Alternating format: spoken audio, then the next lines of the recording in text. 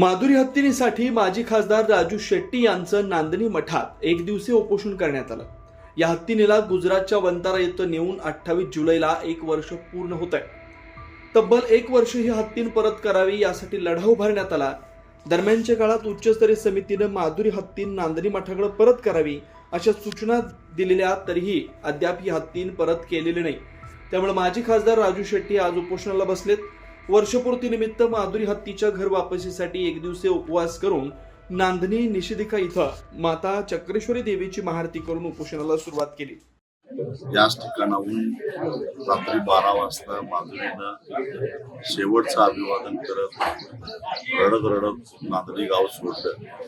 त्याला आज 1 वर्ष पूर्ण झालेलं आहे आणि या वर्षभरामध्ये आपण मोठं आंदोलन केलं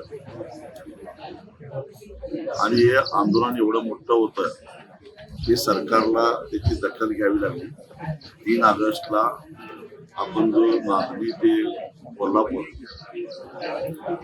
प्रचंड मोठा लॉंग मार्च काढला, सगळी जनता रस्त्यावर उतरली। त्याची दखल घेऊन तातडीनं 5 ऑगस्टला मुख्यमंत्र्यांना मंत्रालयामध्ये बैठक घ्यायला आणि त्या बैठकीमध्ये मुख्यमंत्र्यांना कबूल करावं लागलं की वन खात्याच्या अधिकाऱ्यांच्या चुकीच्या अहवालामुळं आणि पेटासारख्या संस्थेच्या आगाऊपणामुळं माधुरीला वंताराला पाठवण्यात आलेला आहे। यापूर्वी वंताराला गेलेल्या हत्तींचं काय झालं अजून काही समजलेलं नाही। अशा परिस्थितीमध्ये जरी सुप्रीम कोर्टानं माधुरीला वनतरामध्ये पाठवण्याचा आदेश दिलेला असला तर राज्य सरकार पुनर्विचार याचिका दाखल करेल असं आश्वासन द्यावं लागलं आणि राज्य सरकारनं पुनर्विचार याचिका दाखल केल्यानंतर इतिहासामध्ये पहिल्यांदा सुप्रीम कोर्टाला आधी दिलेला निर्णय बदलून दुसरा निर्णय द्यावा लागला आणि त्या निर्णयानुसार माधुरीला परत येण्यासाठी हाय पॉवर कमिटीनं योग्य त्या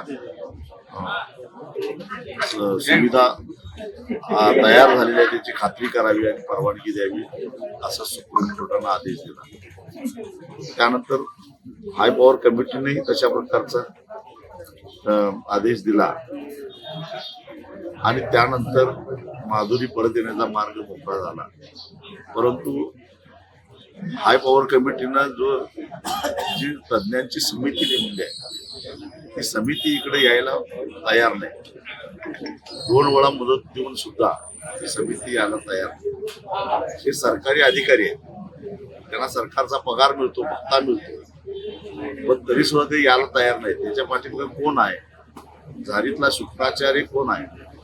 वनतारानं तर हाय पॉवर कमिटी समोर स्पष्ट केलेलं आहे की हत्तीची तब्येत एकदम खडखडीत बरी आहे आणि आदेश आला तर कोणत्याही क्षणी आम्ही नांदणीला तुला पोच करू। त्यासाठी आवश्यक त्या सुविधा इथं नांदणीमध्ये करायच्या होत्या, त्या सुद्धा वनताराच्या तज्ञांच्या मार्गदर्शनाखाली सगळ्या पूर्ण झाल्या आहेत। फक्त हाय पॉवर कमिटीनं नेमलेली जी समिती आहे त्या समितीला येऊन त्या सुविधा बरोबर आहेत का नाही एवढं तपासायचं होतं। अशाच ताज्या अपडेटसाठी महासत्ता न्यूजला सबस्क्राईब करा।